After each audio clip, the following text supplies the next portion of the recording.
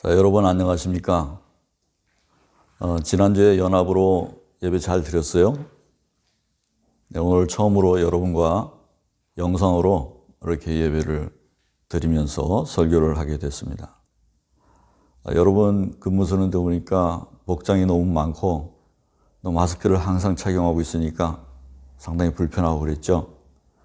빨리 코로나 사태가 끝나서 우리가 정상적인 예배를 다시 드리면서 이렇게 얼굴을 마주보고 예배를 드렸으면 좋겠습니다. 그때까지 우리가 함께 이렇게 예배를 당분간은 드려야 될 것 같습니다.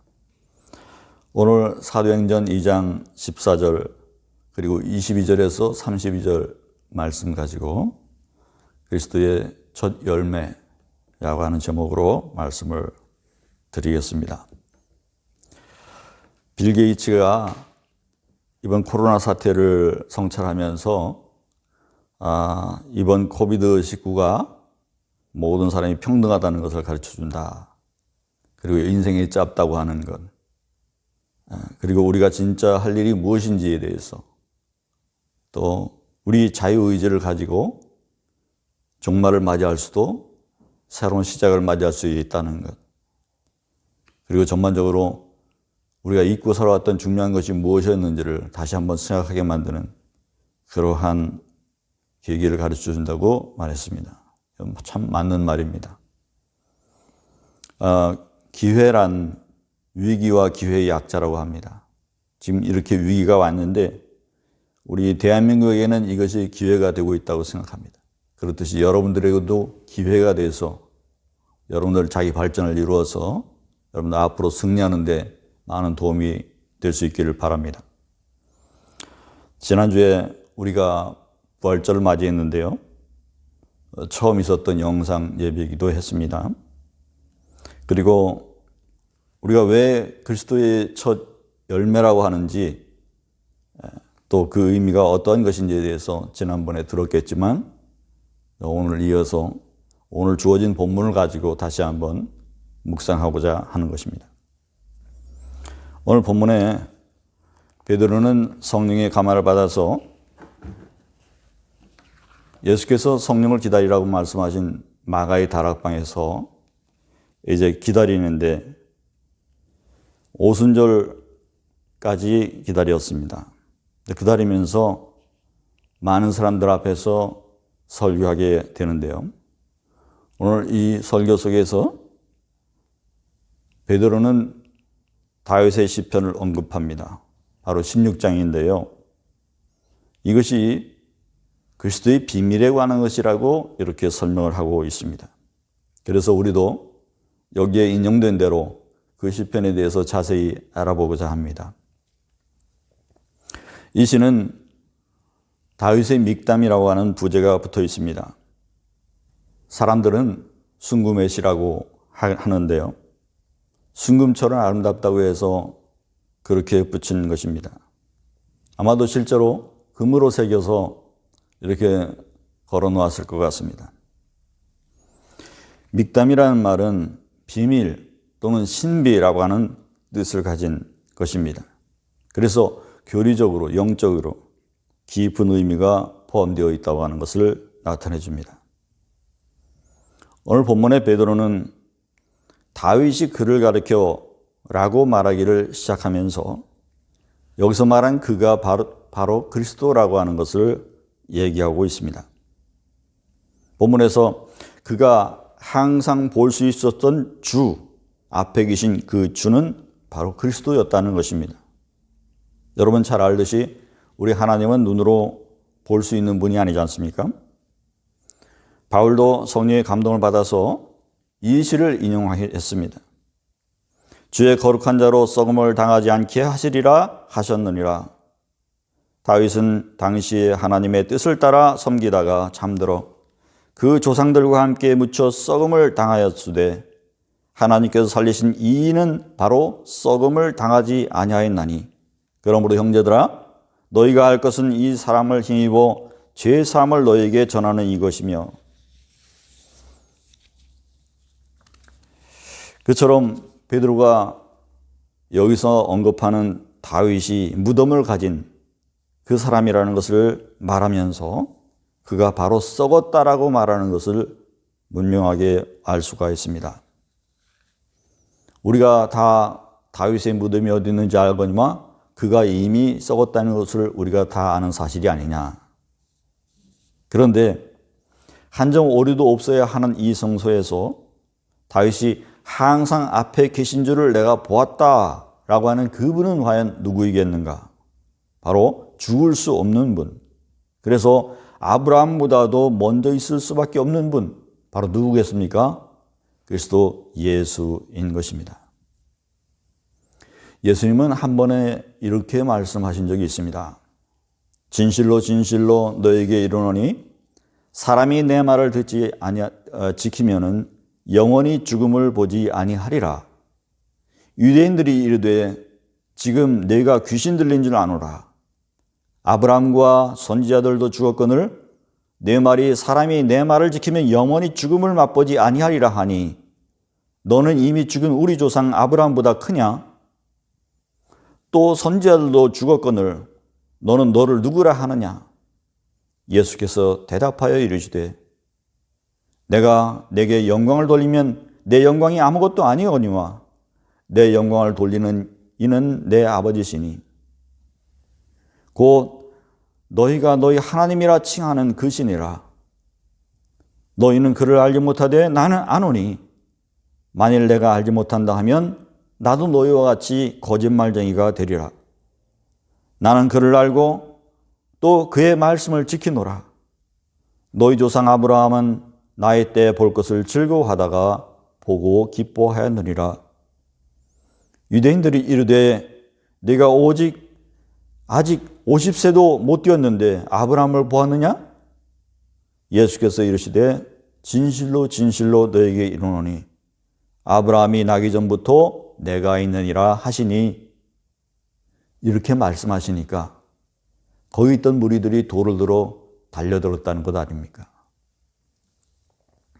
27절에 이는 내 영혼을 음부에 버리지 아니하시고 주의 거룩한 자로 썩음을 당하지 않게 하실 것이미로다.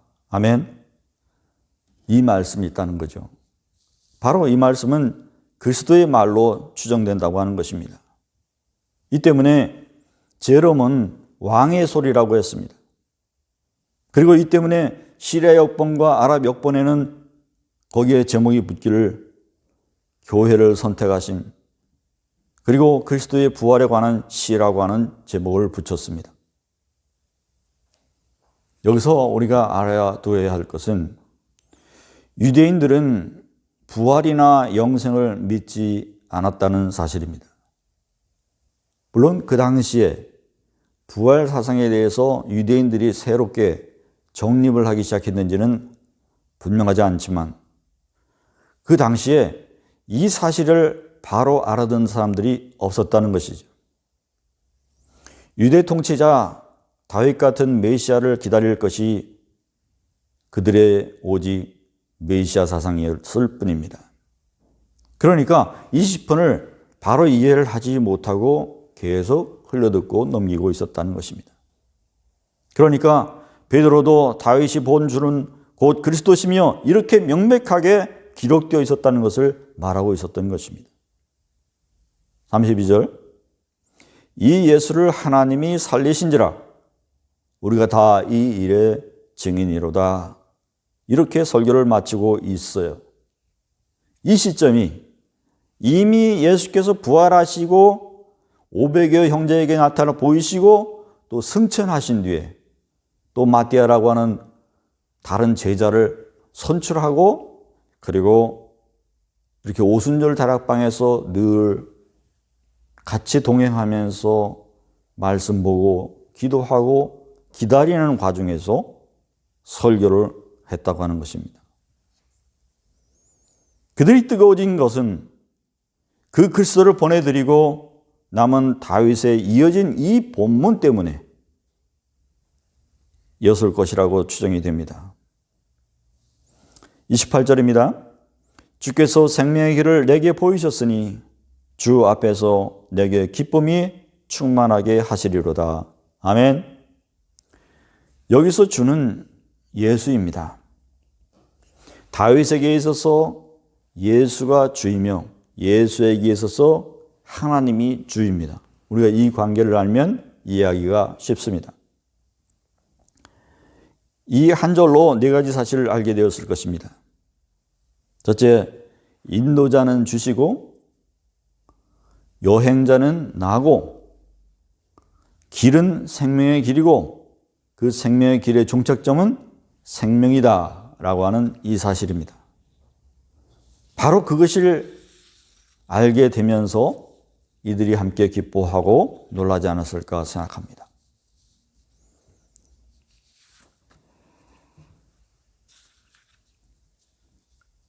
시편 9절에 다윗은 말합니다. 내 육체도 안전하게 거하리니.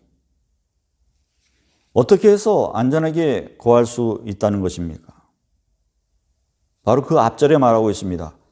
항상 내 앞에 모시기 때문이라는 것이죠. 바로 소망입니다. 이 소망이라는 것은 성도들이 무덤에서 잠을 자기 위해서 무덤에 누우면서 덮는 의복과 같은 것이다 라고 말을 합니다. 다윗은 인생의 해가 지기 전에 우리를 보고 소망의 옷을 입고 믿음을 회복하라고 조언을 해주고 있습니다. 그렇지 않고 죽게 되면 슬픔으로 잠들게 될 것이기 때문이다 라는 것입니다. 전 세계 코비드19가 얼마나 많은 사람들의 목숨을 앗아갔으며 또 그들이 죽음의 무턱에서 이렇게 신음하게 만들었습니까?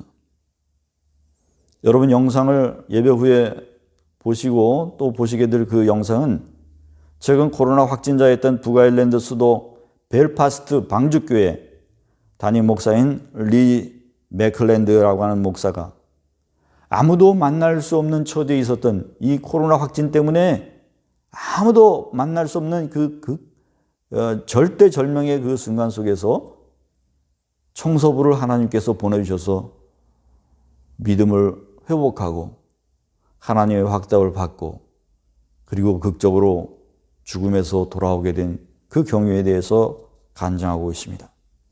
God sent a cleaner. 기가 막히지 않습니까? 아무도 어떤 위치에 있는 사람도 들어올 수 없는데 청소부를 보내주셔서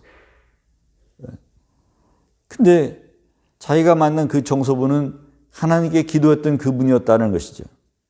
그래서 그날 이후 빠르게 회복되었다고 하는 것을 간증하고 있습니다. 그에게서 너무나도 분명한 하나님의 극진한 손길이었다고 하는 사실을 우리가 알게 됩니다. 어떻게 이런 기적 같은 일이 우리에게 있을 수 있습니까? 간절하게 기도한 자는 하나님의 극진한 보살핌을 받게 됩니다. 오늘 다윗의 마지막 말씀대로 다윗도 하나님의 생명의 길을 보았다면 우리도 볼 수 있게 되는 것입니다. 그래서 오순절 다락방에 모인 모든 사람들이 같은 은혜를 받게 되었다는 것입니다. 다윗이 그것을 예언한 것입니다. 할렐루야. 그러면 다윗의 본문에서 우리가 더 힌트를 얻어야 되지 않을까 싶습니다. 그렇습니다. 1절로 갑니다. 시편 16장 1절에 하나님이여 나를 지켜주소서 내가 주께 피하나이다. 나는 여기서 다윗이고 주는 예수가 될 것입니다. 피할 수 있는 이름을 주셨죠. 우리 주님은 어떠한 분이십니까? 거룩하신 아버지여 내게 주신 아버지의 이름으로 저희를 보존하사 우리와 같이 저희도 하나가 되게 하옵소서. 요한복음 17장 11절에 우리를 중보해 주시고 계시는 분입니다. 흡사 병아리가 어린 암탉 밑에 아래 날개 아래 숨는 것 같이 우리가 언제든 피할 수 있는 그분인 것입니다. 그는 지존자의 은밀한 그늘 되시는 것입니다. 2절입니다. 내가 여호와께 아뢰되 주는 나의 주님이시오니. 자, 우리가 이렇게 고백해야 될 것입니다. 예수님은 나의 주이십니다. 이것은 우리가 입술로만 고백한다면 별것 아니겠지만 우리가 어렵고 고난 가운데에서 우리 영혼이 전적으로 하나님께 매달리면서 이렇게 고백한다면 우리의 영적으로 살아있다고 하는 것을 하나님께 보이는 증거가 될 것입니다. 또 사람들 앞에서 이렇게 고백하는 것이 별일 아닐 수 있습니다.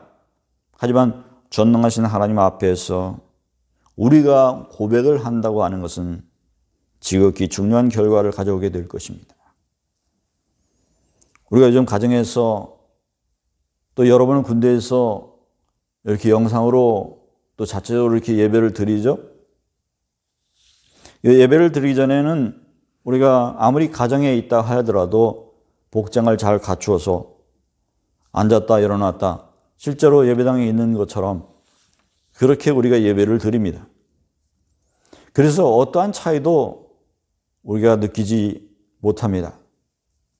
우리가 비록 육체는 가정에 있지만은 온 정신과 영이 예배당 안에 앞자리에 있는 것처럼 우리가 느끼기 때문입니다. 장소가 우리를 가릴 수가 없습니다. 우리가 어디에 있든지 우리가 어떻게 삶을 선택하고 행동하느냐에 따라서 우리 자신을 우리가 결정할 수 있습니다. 이처럼 우리가 죽게 될 때의 모습도 결정할 수 있습니다. 예수님이 보이신 생명의 길로 나가는 그런 성도의 모습으로 여러분들이 마지막에 결정지어질 수 있기를 바랍니다. 그것이 아니라면 우리가 어떤 사람을 떠올리면서 그 사람은 늘 술과 욕망에 쩔어서 인생 개차반을 살다가 그냥 하나 없이 그냥 바람처럼 사라져갔다. 이렇게 느껴지는 어떤 사람처럼 경우가 될 수가 있습니다. 그런 사람은 멸망의 길로 갔다고 하는 것이 분명할 것입니다. 여러분은 과연 어떤 삶을 선택하시겠습니까? 3절입니다. 주 밖에는 나의 복이 없다 하였나이다. 땅에 있는 성도는 존귀한 자니. 근데 여기 이 말씀에 대해서 해석하기 전에 원래 킹제임스 버전에는 어떻게 나와 있는지 보는 것이 좋을 것 같습니다. 이 구절이 원래는 나의 선함은 주를 위한 것이 아니며 땅에 있는 성도들과 존귀한 자들을 위한 것이니 이렇게 번역되어 있습니다. 이렇게 우리가 이런 말씀을 읽을 때 이 구절은 마치 메시아 예수께서 사람을 위해서 아버지와 나눈 대화처럼 들립니다. 이런 경우가 실제로 예수님의 언행 속에서 있었습니다. 예수님의 십자가상에 가상칠언이 있는데 그 가상칠언의 첫 번째가 여기에 해당합니다. 누가복음 23장 34절에 이렇게 말씀하셨습니다. 이에 예수께서 이르시되 아버지 저들을 사하여 주옵소서 자기들이 하는 것을 알지 못함이니이다 하시더라. 아멘. 그래서 내가 하는 일은 당신의 신성에 무엇을 더하려고 하는 것이 아닙니다. 내가 하는 일은 아직도 땅에 살고 있는 성도들과 존귀한 자들을 위한 것입니다. 이 존귀한 자들은 믿음과 인내로 약속의 유업을 받을 자들입니다. 이렇게 대화를 나누고 있게 되는 이러한 본문인 것입니다. 이렇게 왕이자 예언자였던 다윗이 예수 그리스도께서 훗날 메시아의 왕이 되어서 나타나실 것을 이미 1000년 전에 예언하고 있었다는 것입니다. 할렐루야. 오늘 우리가 이 믿음 귀한 줄을 아셔야 될 것 같습니다. 이 믿음 굳게 잡고 잃지 마시기 바랍니다. 여러분의 오른편에 늘 두어서 흔들리지 마시고 충만한 믿음, 영원한 기쁨에 이르실 수 있기를 축원합니다. 기도합시다. 은혜와 진리 되시며 우리의 생명이 되시는 하나님, 우리의 생명의 길을 보이시려고 주님께서 이 땅에 오셔서 우리에게 보이시고 다시 승천하셨음을 우리가 오늘 믿게 됩니다. 이 일은 다윗에게 의해서 또 예수님 오시기 전에 이미 1000년 전에 우리에게 예언하셨던 부분이었음을 다시 한번 베드로를 통해서 확인하게 됩니다. 또 바울을 통해서 확인하게 됩니다. 하나님, 우리가 이 귀한 믿음을 얻게 되었사오니 우리의 믿음 잃지 않고 천국 가는 그날까지 우리가 순종하면서 주님께 우리가 온전한 모습으로 바쳐 올려드리는 우리의 믿음 되게 인도하여 주시옵시고 우리가 어디에 있든지 어느 장소에 있든지 주님과 하나가 되어서 주님께 예배하는 자로서 우리의 삶을 마침할 수 있도록 하나님 우리의 온전한 모습을 지켜 인도하여 주시옵소서. 부활절 다음의 주를 맞아서 우리가 이렇게 영상으로 예배되었습니다. 다시 만나는 그날까지 우리가 믿음으로 기도하면서 연합으로 함께 애쓰게 인도하여 주시옵소서. 이 모든 말씀을 예수님의 이름으로 기도했습니다. 아멘.